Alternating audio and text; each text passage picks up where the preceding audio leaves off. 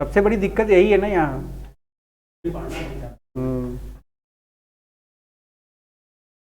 चलो, कल हम लोग ने पढ़ लिया था deduction in respect of expenditure on specified business.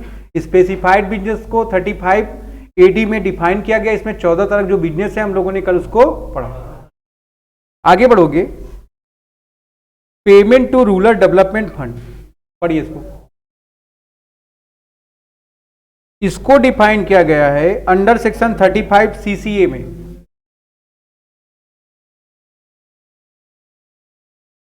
क्या कह रहा है ये? रूरल डेवलपमेंट फंड का मतलब क्या होता है?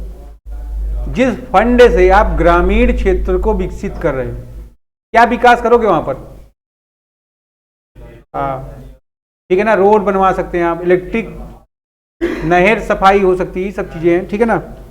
देखोगे तो अगर इस फंड में आपने कोई पेमेंट किया है तो आप डिडक्शन क्लेम कर सकते हो। डिडक्शन का अमाउंट कितना होगा? 100%। जितना अमाउंट आप पेमेंट किए उसका 100%। पैसा आपको कहां देना भैया? इन्वेस्टमेंट कहां करना है? The national fund for rural development. पैसा कहां लगाएंगे आप?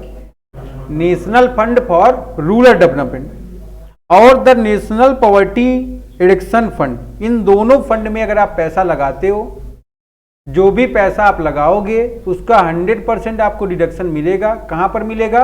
In the hand of income from PGBP। किस सेक्शन में मिलेगा ये? CCA में, 35 CCA में, ठीक है। देखना है, setup and notified by the central government in this behalf. जब आप कोई डेवलपमेंट करेंगे, किस बिहाफ पर करेंगे? जो किसने? सेंट्रल गवर्नमेंट ने इस पर्पज के लिए नोटिफाइड किया होगा, ठीक है। आगे बढ़ोगे, expenditure on agriculture extension project. कोई एग्रीकल्चर एक्सटेंशन प्रोजेक्ट है जिसको कहां डिफाइन किया गया है? 35CCC में। अगर इसमें पैसा लगाता है, कोई भी खर्च करता है, तो उसका 100% डिडक्शन आपको अलाउड होगा। किस हेड में होगा?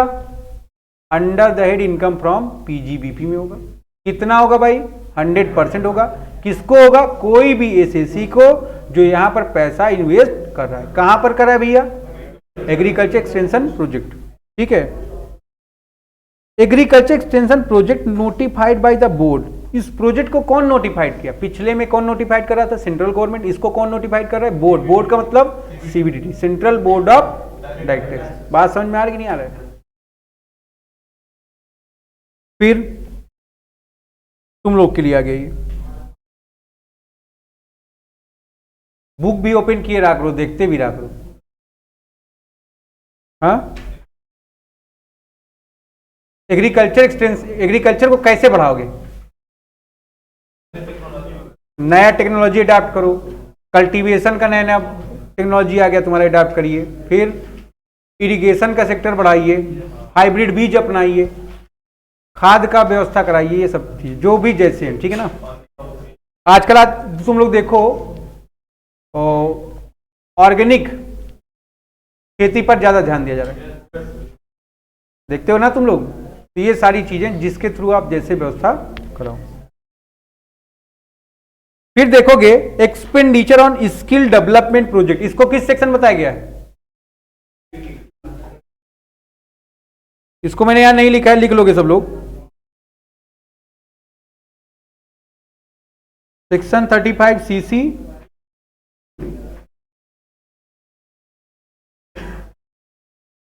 कह रहा अगर कंपनी कोई भी खर्चा कर रही है, वो खर्चा कहां पर कर रही है?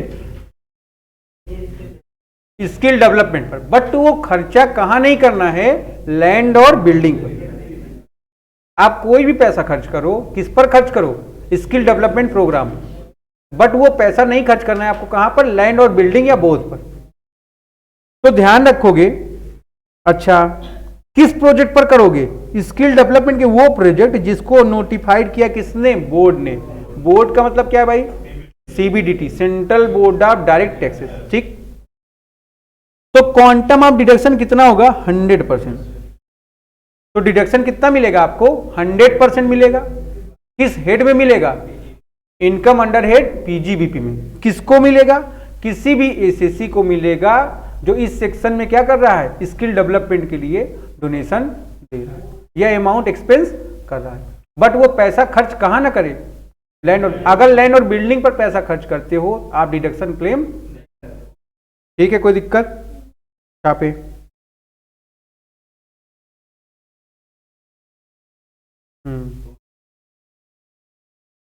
देखो यहाँ पर स्किल डेवलपमेंट, स्किल डेवलपमेंट का मतलब क्या होता है?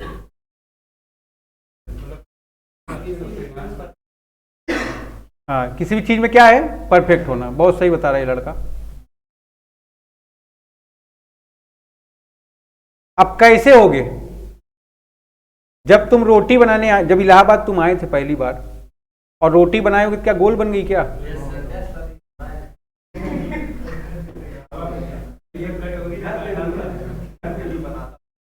तो ध्यान रखो, कहीं ना कहीं इसने सीखा होगा। तो तुमने क्या किया, कई दिन जब तुम रोटी बनाए तो एक दिन ऐसा आया जिस दिन रोटी गोल। ठीक है, तो ध्यान रखोगे। क्या था ये, स्किल डेवलप हुई कि नहीं? तो रोटी पता चल गया अब गोल कैसे होगी। जब पहले दिन तुम रोटी बनाए थे तो क्या एकदम बढ़िया बन गई? वही काला काला बना और उसी में क्या हुआ, वही तुमको खाने में बेहतरीन भी लगा क्योंकि वो आप खुद से बनाए थे। हाँ, ठीक है, तो ध्यान रखो, धीरे धीरे क्या हो गया, तुमको रोटी सेकना आ गया। तो क्या हुआ, स्किल डेवलप हुआ कि नहीं? इसी तरह बिजनेस ऑर्गेनाइजेशन में या कंपनियों में एम्प्लॉय लगे होते हैं, उनका आप स्किल डेवलपमेंट कैसे करेंगे? दो तरह के लोग होते हैं। अब जैसे एक तुम्हारे टाइप के लोग होते हैं जिनको समझाएं बेटा रोज आओ, रोज पढ़ो, बैठ के पढ़ो, खड़े हो पढ़ो, लेट के पढ़ो, सो पढ़ो। और एक कहते हैं आप चाहे जितना कहिए, आप पर अगर इतनी हिम्मत है पढ़ा के दिखाइए हमको। बात समझ में आ रही नहीं? उसमें अपनी वो बेचारी क्या नाम है उसका, अमीषा, अमीषा पढ़ाने के बाद कुछ भी पूछोगे समझ में आए, थोड़ा थोड़ा थोड़ा थोड़ा इनके समझ में आता है। तो ज्यादा कब आएगा बेटा, पेपर के बाद आएगा क्या? तो क्योंकि आपको समझ में नहीं आ रहा, इसका मतलब आपका बेसिक क्या है, बहुत वीक है। वैसे भी कोरोना का मजा लूटे हो तुम लोग, तुम लोगों ने कुछ ज्यादा लूटा है, इसलिए यूनिवर्सिटी वाले क्या करें, तुम लोग को लूट रहे हैं। ठीक है ना?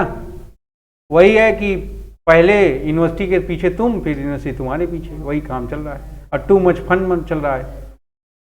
ठीक है, देखो कल जैसे बीए का रिजल्ट है, ज्यादा बढ़िया रिजल्ट है उनका, बट बीकॉम और बीएससी का रिजल्ट क्या भाई, घटिया रिजल्ट। ठीक है, तो देखते हैं, फिलहाल छोड़ो उस सब चीजों को। तो स्किल डेवलपमेंट का मतलब क्या है, कोई ऐसी ट्रेनिंग दो या कोई ऐसा प्रोग्राम करो जिसके थ्रू क्या हो, उनके अंदर क्या हो, परफेक्शन है। दर्जी जब पहली बार कपड़ा सिलता है क्या करता है, गड़बड़ करता ही है। और कुछ तो ऐसे होते हैं कि गड़बड़ ही करते हैं, आदमी कहते हैं अरे ये तो इस टाइप का तो फैशन आ गया है ना भैया। तो उनका अपना अलग टैलेंट है, स्किल डेवलपमेंट है। ठीक, तो आपको चेक करना है आप स्किल डेवलपमेंट कैसे करेंगे, उसके अलग अलग टेक्निक तरीके हैं, जो मेथड जो स्ट्रेटेजी आप अडॉप्ट करो। ठीक, आगे बढ़ोगे। 35D तुमको बहुत परेशान करेगा, तुम्हारे पेपर में रहेगा ही। ठीक है ना? इसके 2-3 हिस्से रहेंगे, इसको ध्यान दोगे। इमोर्टाइजेशन ऑफ सर्टेन प्रिलिमिनरी एक्सपेंसेस, है ना? तो सबसे पहले आप ये जानोगे कि प्रिलिमिनरी एक्सपेंस की मीनिंग क्या है, कौन कौन से खर्चे कवर हैं प्रिलिमिनरी एक्सपेंसेस में, उनको आप पढ़िए यहां पर।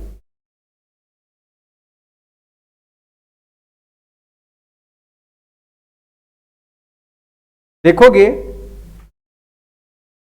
प्रिपरेशन ऑफ फिजिबिलिटी रिपोर्ट, जब आप फिजिबिलिटी रिपोर्ट प्रिपेयर करोगे उसमें जो भी पैसा लगेगा वो क्या है, प्रिलिमिनरी एक्सपेंस में इंक्लूड किया गया है, आप उसको इंक्लूड किए। फिर प्रिपरेशन ऑफ प्रोजेक्ट रिपोर्ट, जब कोई बिजनेस स्टार्ट होता है, अब मान लो जैसे मेरे पास कोई आइडिया है या हमको अपने कोचिंग के लिए लोन लेना है, तो पहले बैंक बोलेगा ना पहले तुमको बताओ तुम कितना कमाते हो तब तो मैं तुमको लोन दूं।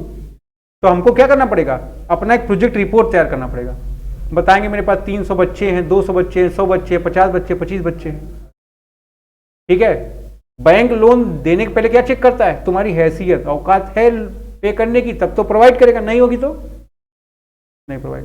ठीक है ना, तो देखा प्रोजेक्ट रिपोर्ट बना के हमने दिया, उसको सही लगा, हमारी इनकम उतनी उसको लगी, उसको लगा कि अगर हम पेमेंट कर देंगे तो क्या करेगा, हमको प्रोवाइड कर देगा। ठीक है, फिर कंडक्टिंग अ मार्केट सर्वे। जब कोई बिजनेस आप सेटअप करते हो सबसे पहले क्या चेक करते हो, मार्केट सर्वे। जैसे देखो जब अपनी कोचिंग उस वाले एरिया में था तो कभी एडवर्टाइजमेंट करने की जरूरत नहीं पड़ा कि एडवर्टाइजिंग करो, बच्चों को बुलाओ, हमेशा फुल, विदाउट एडवर्टीजमेंट फुल, कभी जरूरत ही नहीं पड़ी, क्योंकि वो ऐसा एरिया था। वहां बालसन से उधर जिसको पास पड़ा आ गया, कटरा का पूरा आदमी वहां पर आ गया, इधर साइड का पूरा आदमी वहां पर आ गया, वो क्या था, पूरा एकदम बीच में था आनंद। ठीक है, तो सबसे पहले बिजनेस जब आप स्टार्ट करते हो चेक करते हो ना मार्केट। अब तुम चले जाओ गंगा किनारे, बोलो हम कोचिंग पढ़ाएंगे वहां पर, तो वहां पर वही आएगा, फिर एक क्लब वाले लड़के आएंगे जिनके पास गुरु की कमी होगी। 8 महीना कोचिंग, 4 महीना बाढ़। ठीक है, तो ध्यान रखो आप मार्केट सर्विस करोगे। देखो जैसे नैनी की मैक्सिमम यूनिट बंद हो गई, उसका मेन रीजन क्या था, रॉ मटेरियल की जो अवेलेबिलिटी थी वो नहीं हो पाई, उसका कॉस्ट क्या हो जा रहा है, मैक्सिमाइज हो जा रहा है। ठीक है ना, तो मार्केट सर्वे करोगे। अब अगर आज की डेट में तुम कोई फूड सेक्टर में जुड़ा हुआ उससे रिलेटेड बिजनेस करो, देखो कितना ग्रोथ है।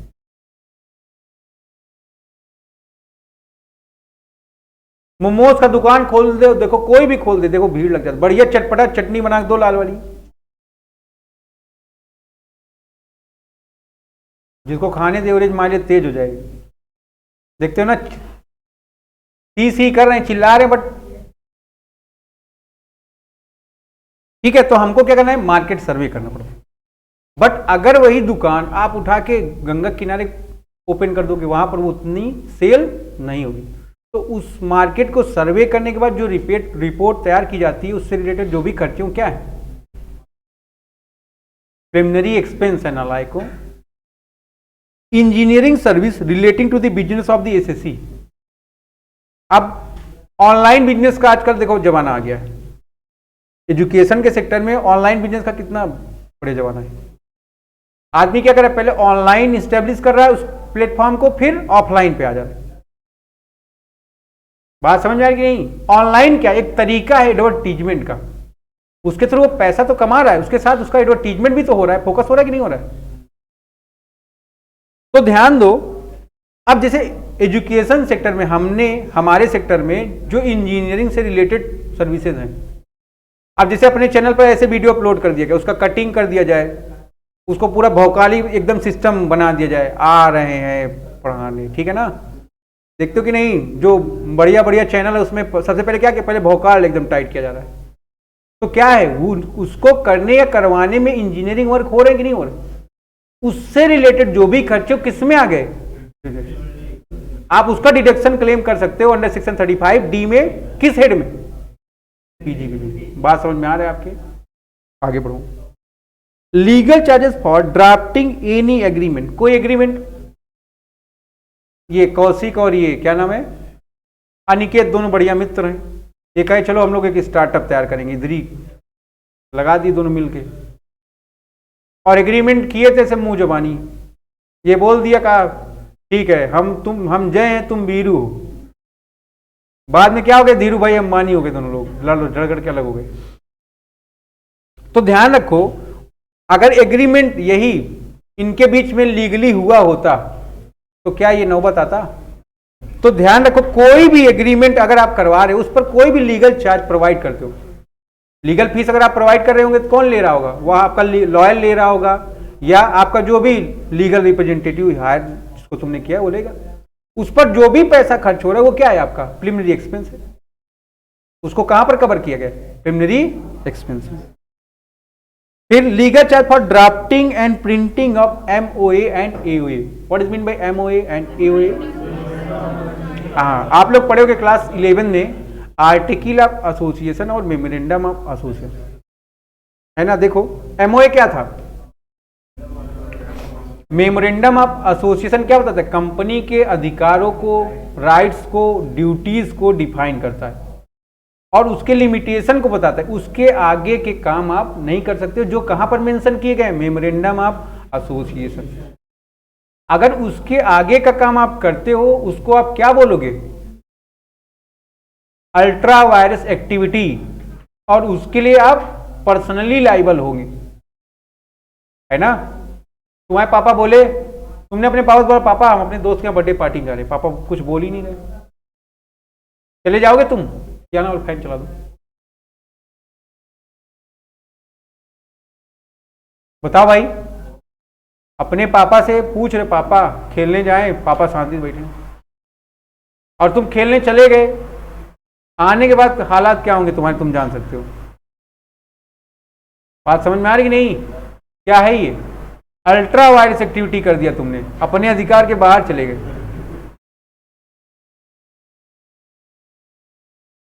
मम्मी कुछ बात बोल रही, तुम मान नहीं रहे हो, खाना बना रही थी उस समय, वो चिमटा बेलना सब उनके हाथ में, क्या करेंगे फिर?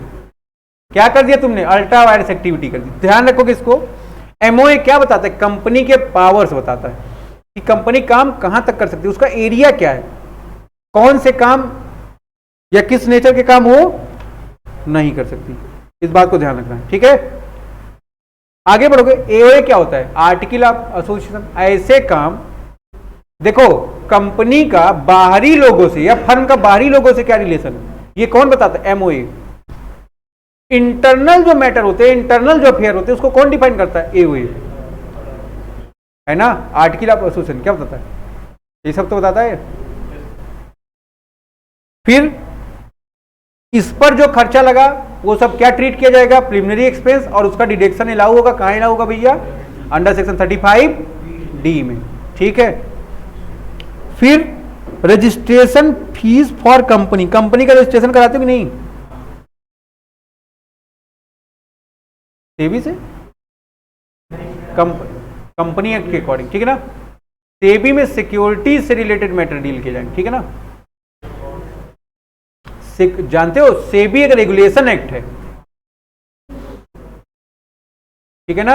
वो क्या करता है? रेगुलेट करता है किसको? सिक्योरिटीज से रिलेटेड ट्रांजैक्शन और उनके ट्रांजैक्शन। तो जब कंपनी का आप रजिस्ट्रेशन कराओगे तो रजिस्ट्रेशन से रिलेटेड बहुत सारा खर्चा है, वो खर्चे होंगे कि नहीं होंगे? अब कंपनी के रजिस्ट्रेशन पर जो भी पैसा खर्च होगा उसको आप क्या ट्रीट करोगे? प्रिलिमिनरी एक्सपेंसेस, और ये इसका डिडक्शन अलाउड होगा आपका कहां पर? अंडर सेक्शन 35D में, ठीक है। किस हेड में? पीजीबीपी में। अंडरराइटिंग कमीशन आप पे कर रहे हो, शेयर डिबेंचर इशू करते हो भाई। अगर आप शेयर और डिबेंचर इशू कर रहे हो तो एक है आपका मिनिमम सब्सक्रिप्शन वर्ड, याद आ रहा है आपको? बताओ गौरी, मिनिमम सब्सक्रिप्शन कितना % होना चाहिए?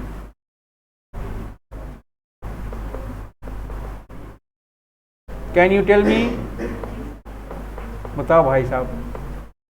अब अगले साल से 50,000 का नौकरी भी खोजोगे तुम लोगों को, कैसे होगा फिर? मिनिमम सब्सक्रिप्शन 90% था, तुम लोग याद करो, शेयर्स में पढ़े थे तुम लोग। 90% ऑफ द इशू, याद आ रहा है?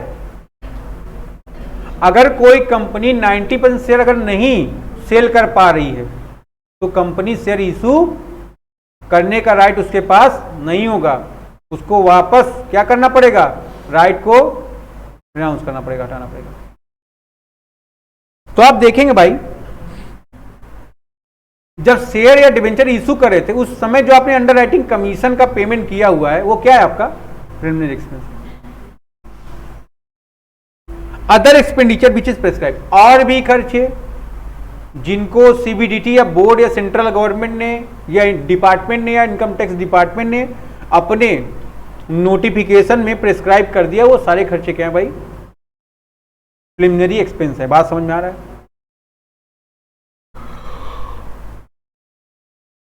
तो इतने खर्चे आपके क्या हैं?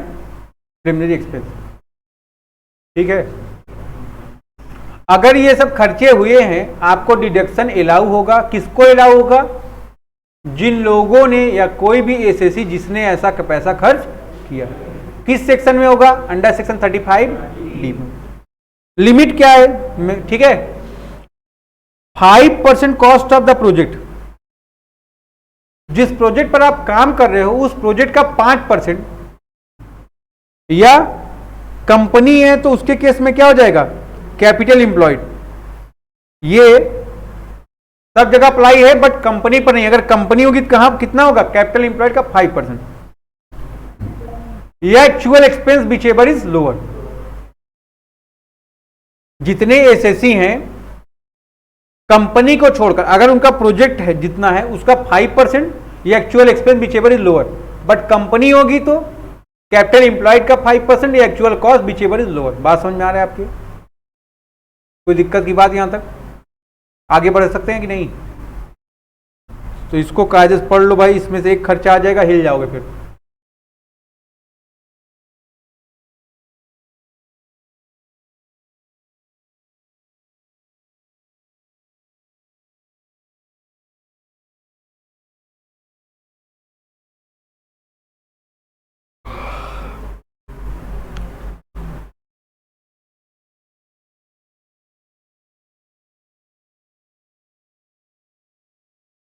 आगे बढ़ू?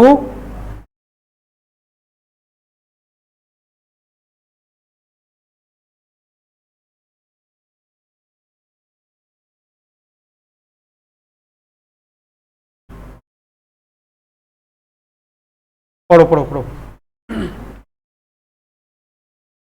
सेक्शन 35 पर आएंगे हम लोग।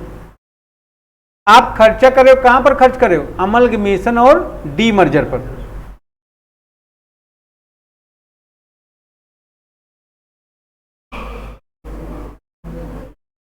ये खर्चा कौन करेगा? एसएससी कौन होगा? केवल। तो डिडक्शन आप अलाउड कर सकते हो कब? जिस साल आपने ऐसा खर्चा पे किया होगा वहां से लेकर आने वाले अगले 5 सालों तक 5 इक्वल एनुअल इंस्टॉलमेंट में। ठीक है, किसको अलाउड होगा? जो भी एसएससी ये पैसा खर्च कर रहा होगा। बात समझ में आ रही कि नहीं? अमलगमेशन का मतलब क्या था? जब दो कंपनियां मिल जाए, एक नई कंपनी बन जाए। डीमर्जर का मतलब क्या था? जब दो कंपनियां जो एक हुई थी अलग हो जाए। मारुति सुजुकी अलग हो गई, क्या हो गया? डीमर्जर। ठीक है ना? आगे बढ़े तो 35 किसके लिए भाई? आप कोई पैसा खर्च कर रहे हो, कहां पर खर्च कर रहे हो? अमलगमेशन पर या डीमर्जर में। ठीक है ना? कौन पैसा खर्च करे? कोई भी एसएससी, उसको डिडक्शन मिलेगा। कितना मिलेगा? 5 इक्वल एनुअल इंस्टॉलमेंट में। कितने का? जितना वो किया होगा। ठीक है भाई?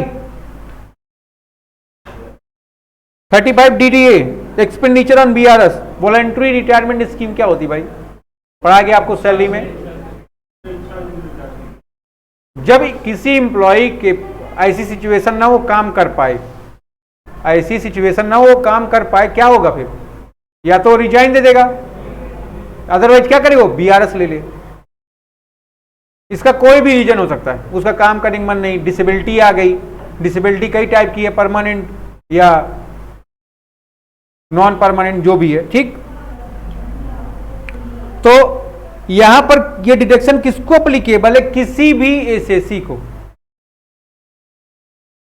अब कंपनी काम करने नहीं जाएगी, किसके लिए? इंडिविजुअल के लिए। डिडक्शन अलाउड है। कैसे अलाउड है? 5 इक्वल एनुअल इंस्टॉलमेंट में। ठीक है, आगे पढ़ लो।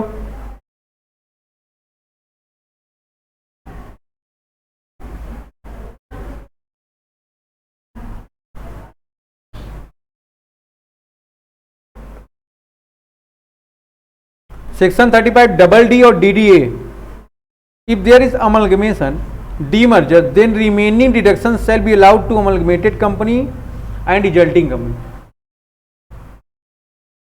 अगर मर्जर या अमलगमेशन, डीमर्जर या अमलगमेशन वाली कंपनी है, उसको कोई खरीद रहा है या वो अलग हो रहे और डिडक्शन अभी लेनी बाकी है,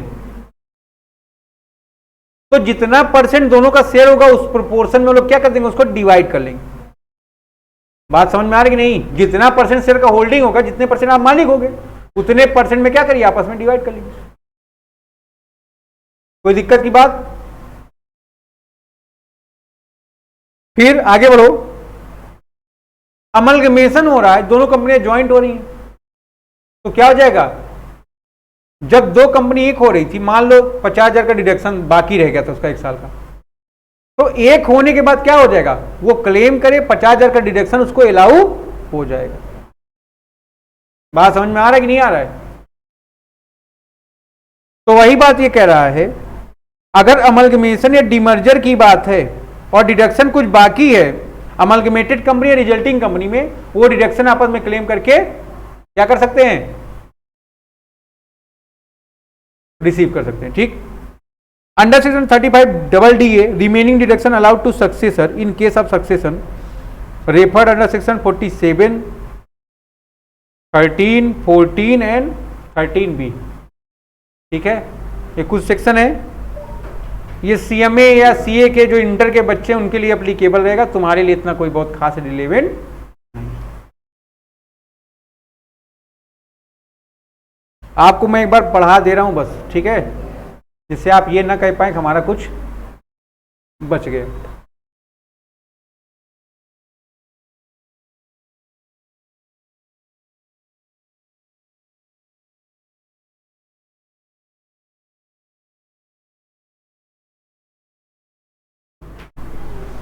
अब बंद करो फैन, क्लास खाली होगा।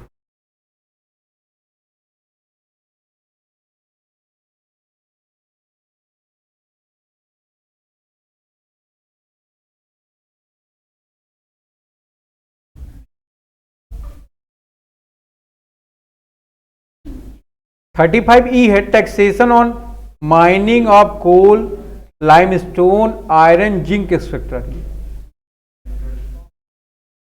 यहां पर एसएससी कौन है, ऐसी कोई भी कंपनी या पर्सन जो किसमें इंगेज है, प्रोस्पेक्टिंग, इरेक्शन, प्रोडक्शन, ठीक है ना,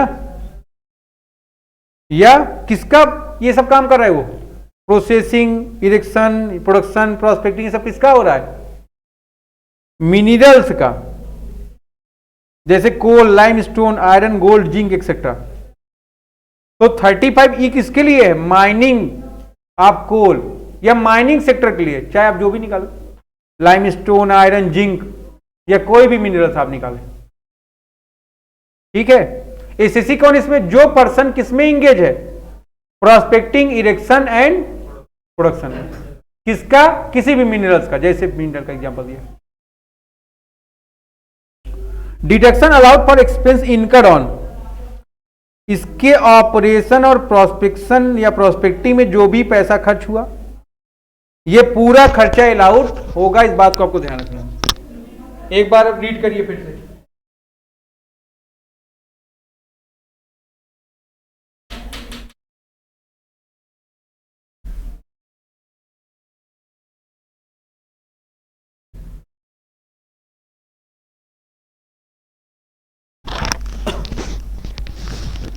कोई दिक्कत यहां तक?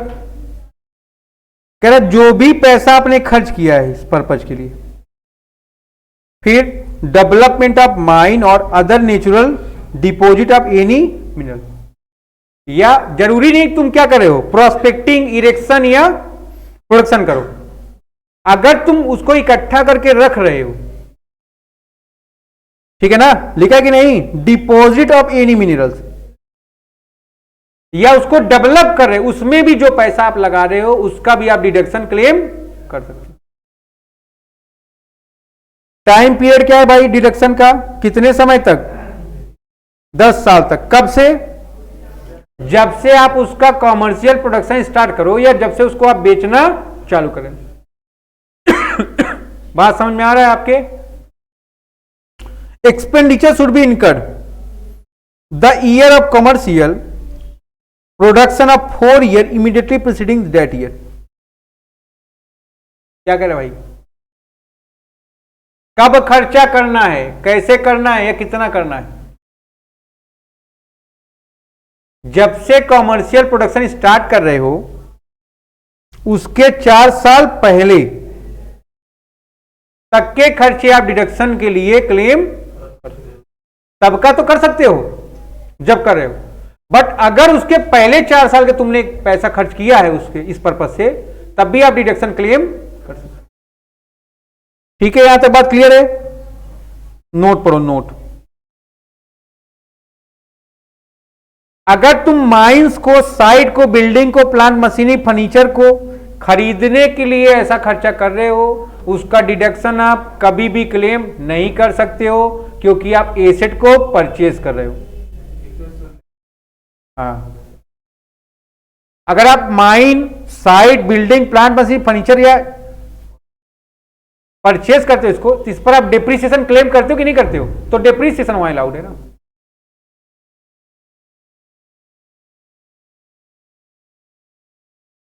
Audit is mandatory for first year in which deduction is claimed and SSC has to submit report of CA up to date mentioned under section 44 AB। आपको क्या करना पड़ेगा? इस पर्पज के लिए ऑडिट करवाना पड़ेगा उसका। किससे करवाना पड़ेगा? चार्टर्ड अकाउंटेंट से, और अपनी रिपोर्ट को सबमिट करना पड़ेगा। कैसे? जैसे कि सेक्शन 44 AB कहा होगा।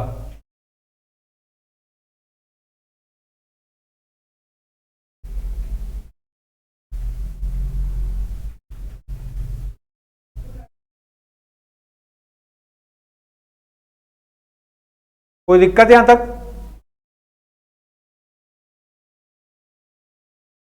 तो 35 की यहीं तक बात है। ठीक है, आओ आगे बढ़ो, 36 पर आओ।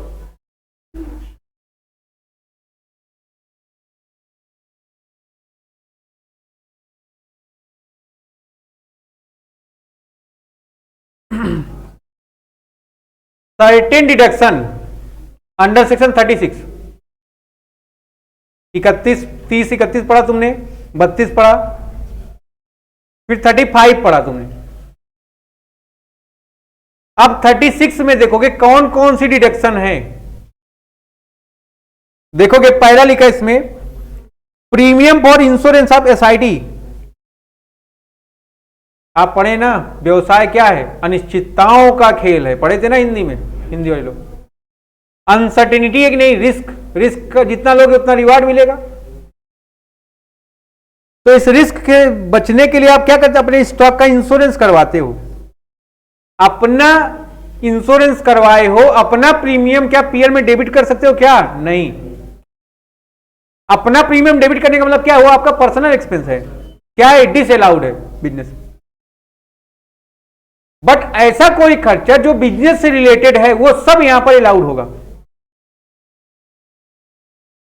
अगर आप इंश्योरेंस करवा रहे हो सामान का, क्यों करवा रहे हो भाई? लॉस से बचने के लिए, आग लग गया, कुछ हो गया, तो आप ध्यान दोगे इंश्योरेंस प्रीमियम पेड करो। एसआईटी का मतलब क्या? स्टॉक इन ट्रेड क्या है? Totally exempt from tax. ये खर्चा क्या भाई? अलाउड है ना। क्या लिखा है? सर्टेन डिडक्शन, क्योंकि ये बिजनेस रिलेटेड एक्सपेंस, उसके स्टॉक से रिलेटेड एक्सपेंस। ठीक है। हेल्थ इंश्योरेंस प्रीमियम एम्प्लॉय,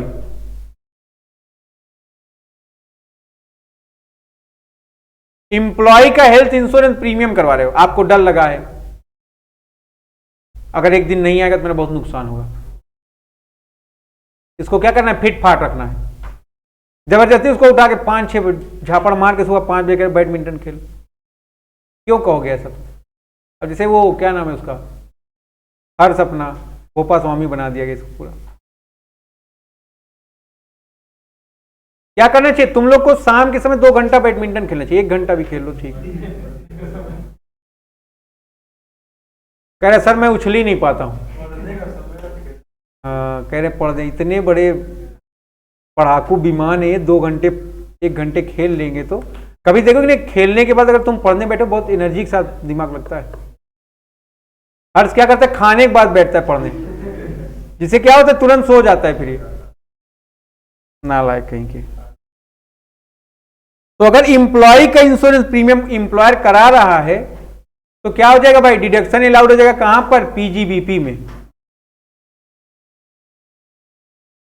फिर बोनस या कमीशन आप अपने इंप्लॉय को पे कर रहे हो, क्या है, अलाउड खर्चा है। फिर इंटरेस्ट ऑन लोन टेकन है, किस पर्पज के लिए, बिजनेस एंड प्रोफेशनल पर्पज के लिए। तो जो काम आप कर रहे हो उस पर्पज के लिए लोन लिए हो, खर्चा क्या हो जाएगा, अलाउड। ये हर्ष का आप लोन लेके पार्टी कर लिया, बोला पार्टी है ना, एंटरटेनमेंट में खर्च कर दिया, उसको अलाउड होगा क्या। बट कंपनी के लोगों का एंटरटेनमेंट करा रहे हो आप, अलाउड होगा। खुद के एंटरटेनमेंट पर पैसा खर्च करोगे, वो क्या हो गया तुम्हारा, डिसअलाउड। बट कंपनी के लोगों का आप एंटरटेनमेंट करा रहे, क्या है। अब हर्ष को इधर बुलाए, हम कहे चलो थोड़ा जोकर बन के दिखाओ, आया इधर, क्या है ये, अलाउड डिसअलाउड, अलाउड हो जाएगा। हर्ष को हम लोग क्या कर रहे हैं, गिफ्ट दे रहे हैं, 10-10 रुपए दे रहे हैं, क्या हो जाएगा।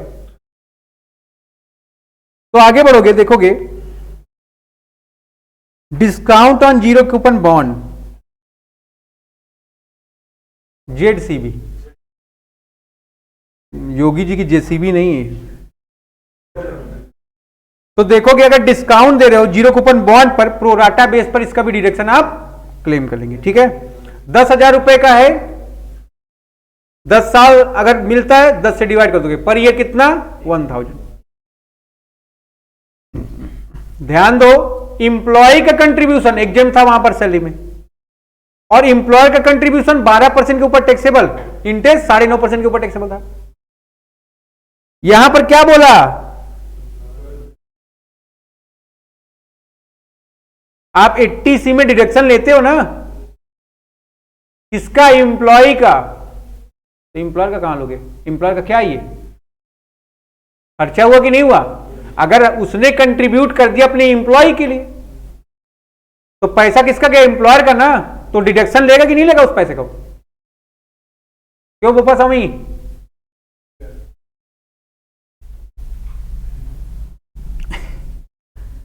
इंप्लॉयर का कंट्रीब्यूशन है कहां पर, पेंशन के लिए, जो पेंशन का कौन सेक्शन रिफर कर रहा है, 80CCD। तो जितना कंट्रीब्यूशन है, या 10% ऑफ सैलरी, सैलरी का मतलब basic salary plus DA, DA कौन सा, उठोई वाला, जितना होगा दोनों में से कम, उसका एग्जेम्पशन आपको मिल जाएगा।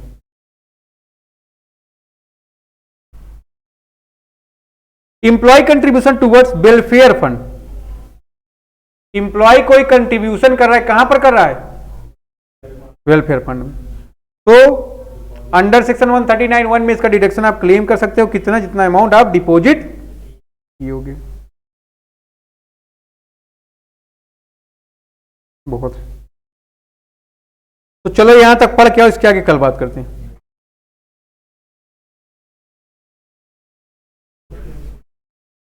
थक गए हो तुम लोग।